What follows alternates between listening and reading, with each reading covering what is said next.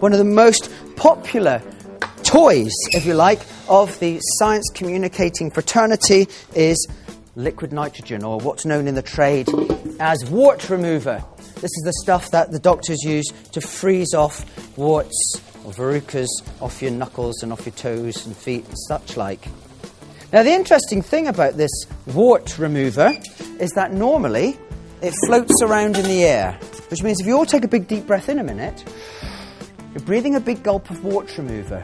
We don't realise it, but 78% of the air that we're breathing is what's used in hospitals to freeze off warts. Only it's not cold enough. And to make it cold enough, we have to cool it to minus 196 degrees Celsius. And when we do that, we get this. Now, it looks very much like water, but it's very different to water. And for a start, just the heat energy in my hands is enough to make it boil.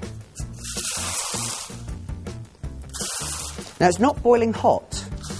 This is boiling cold, which is quite weird because it looks like water and everyone's used to water boiling at 100 degrees Celsius. And this is boiling at almost 300 degrees Celsius colder than the temperature at which water boils. What we can do here, there's a whole bunch of science about the way in which I'm handling this, but basically, if you'd like to, just gently put your hand on and off again. You're actually boiling that just with the heat from your fingertips, which is quite an unusual experience to have. Now, just the heat in your hands is enough to cause it to boil and evaporate. In fact, the heat in the air is enough to cause it to boil, evaporate, and go back into the air where it came from. And with such a cold substance, we have the opportunity to do all sorts of experiments on how things change as we cool them down. So, for example, have a balloon filled with air. And this is a great opportunity as science communicators to again engage our audience and ask them, what do you think will happen to the air in the balloon if we cool it in the liquid nitrogen? Anyone like to volunteer a suggestion?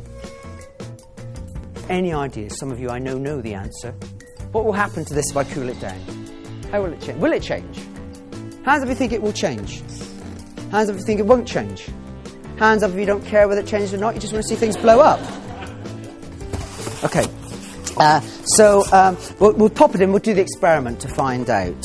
And I think it might bang, so I'm just going to pop my fingers in my ears. Yeah, some people agreeing with me on that hypothesis. It's going to bang.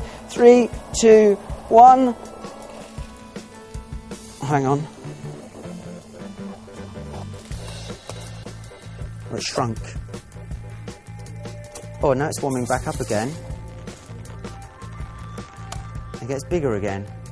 How weird. Well, let's try the experiment again, because in science we say one result is no result. So we'll try it again. What that means is we can't really be certain of something until we've repeated the experiment. And this time I'm going to completely immerse the balloon in the liquid nitrogen and see what happens. It's getting colder and colder and smaller and smaller until in the end it becomes so small that it fits in one hand. And at this point we can engage the children in all manner of questions to elicit a deeper understanding of the way in which things around them work.